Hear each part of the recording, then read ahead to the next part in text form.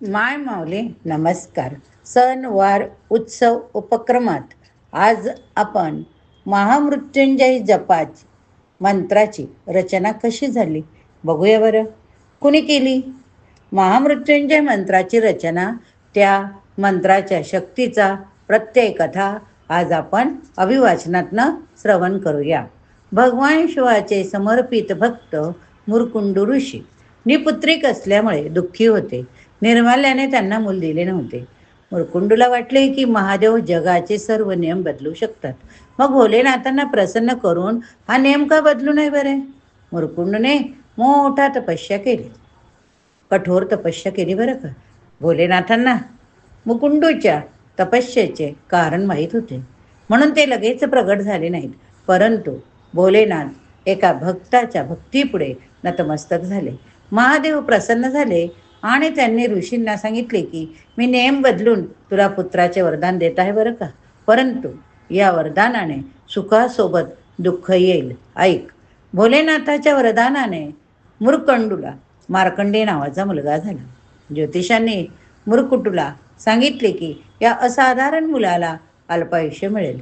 त्याचे वय फक्त 16 वर्ष असेल. ऋषींचा आनंद दुःखात बदलला.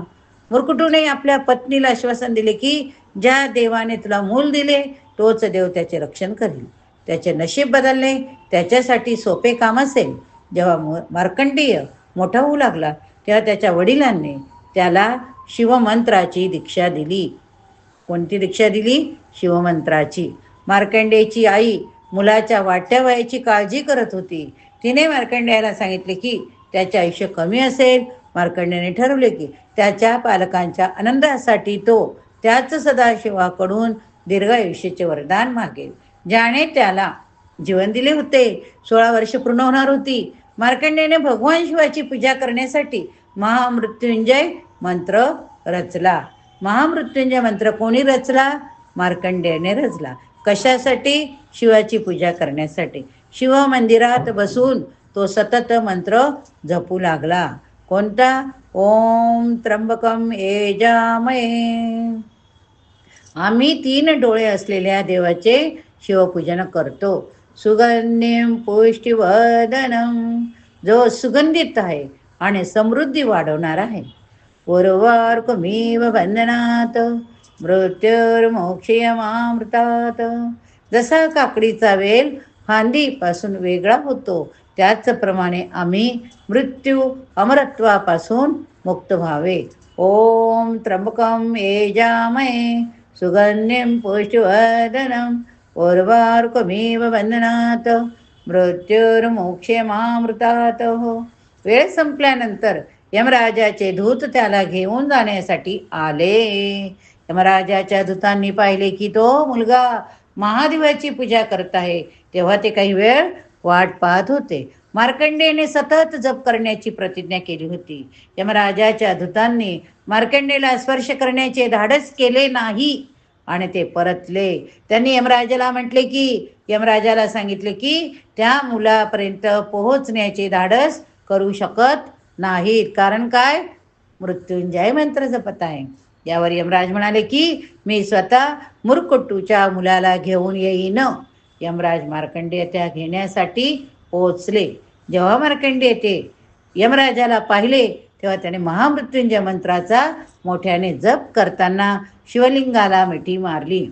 यमराजने त्या मुलाला शिवलिंगापासून दूर खेचण्याचा प्रयत्न केला, पण मंदिर मोठ्या गर्जनेने थरथरू लागले. एका तेजस्वी प्रकाशाने यमराजाचे डोळे दिपले. महाकाल स्वतः शिवलिंगातून प्रगट झाले. त्याने हातात त्रिशूळ घेऊन यमराजला इशारा दिला आणि सांगितले की भक्तीमध्ये मग्न असलेल्या माझ्या भक्ताला ओढण्याची तुझी हिंमत कशी झाली? महाकालाच्या भयंकर रूपाने यमराज थरथर कापू लागले, थरथर कापू लागले, थरथर कापू लागले. ते म्हणाले, प्रभू मी तुमचा सेवक, तुम्ही मला जीवांचे प्राण घेण्याचे क्रूर काम सोपविले हो. भगवान चंद्रशेखर यांचा क्रोध थोडा शांत झाल्यावर भोलेनाथ म्हणाले, मी माझ्या भक्तांच्या स्तुतीने प्रसन्न झालो आहे आणि मी त्याला दीर्घायुष्याचा आशीर्वाद दिलाय. तू त्याला घेऊन जाऊ शकत नाही. या म्हणाला, प्रभो तुमचा आदेश सर्वोच्च आहे. जो कोणी तुमचा भक्त मार्कंडेय यांनी रचलेल्या महामृत्युंजयाचे पठण करील त्याला मी इजा करणार नाही. महाकालाच्या कृपेने मार्कंडेय ऋषी दीर्घायुषी झाले. त्यांनी रचलेला महामृत्युंजय मंत्र मृत्यूलाही हरवतो. ही एक शक्तिशाली मंत्र आहे जो भगवान शंकराला समर्पित आहे.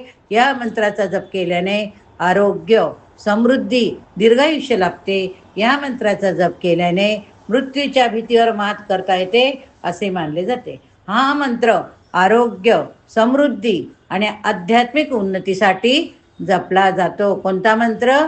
महामृत्युंजय मंत्र. चला तर आपण पण म्हणूया. ओम त्र्यंबकम यजामहे सुगंधिं पुष्टिवर्धनम् उर्वारुकमिव बंधनात् मृत्युर्मोक्षमामृतात्.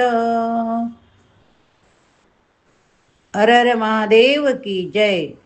सातत्याने रोज कमीत कमी 11 वेळा तरी हा मंत्र आपण आजपासून म्हणायला सुरुवात करूया. ओम नमः शिवाय.